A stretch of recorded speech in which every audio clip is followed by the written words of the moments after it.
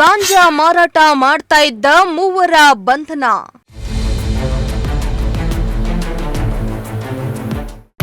ಒಡಿಶಾದಿಂದ ಹಾವೇರಿಗೆ ತಂದು ಗಾಂಜಾ ಮಾರಾಟ.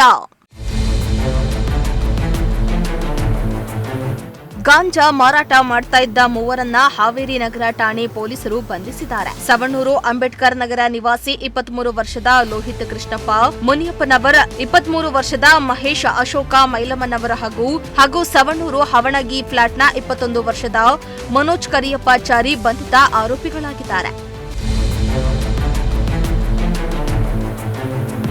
ಇನ್ನು ಬಂಧಿತ ಆರೋಪಿಗಳಿಂದ ಸುಮಾರು 3,17,400 ರೂಪಾಯಿ ಮೌಲ್ಯದ 7.93 ಕೆಜಿ ಗಾಂಜಾ ಸೇರಿದಂತೆ 3,370 ರೂಪಾಯಿ ನಗದು ವಶಪಡಿಸಿಕೊಂಡಿದ್ದಾರೆ.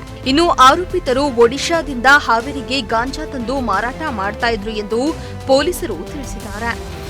ಗಾಂಜಾ ತಂದು ಪ್ಯಾಕೆಟ್ಗಳಲ್ಲಿ ತುಂಬಿ ಗ್ರಾಹಕರನ್ನ ಹುಡುಕಿ ನಗರದ ಗುತ್ತಲ ರಸ್ತೆಯಲ್ಲಿರುವ ರೈಲ್ವೆ ಮೇಲ್ಸೇತುವೆ ಬಳಿ ರಸ್ತೆ ಬದಿ ಗಾಂಜಾ ಮಾರಾಟ ಮಾಡ್ತಾ ಇದ್ರು. ಖಚಿತ ಮಾಹಿತಿ ಮೇರೆಗೆ ನಗರ ಠಾಣೆ ಪೊಲೀಸರು ದಾಳಿಯನ್ನ ನಡೆಸಿ ಸವಣೂರು ಮೂಲದ ಮೂವರನ್ನ ಬಂಧಿಸಿ ತನಿಖೆಯನ್ನ ನಡೆಸುತ್ತಿದ್ದಾರೆ.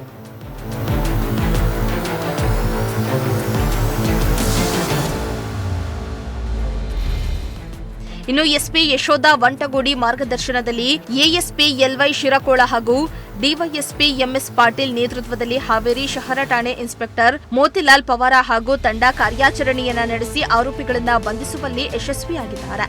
Bureau report, Prajashakti TV, Haveri.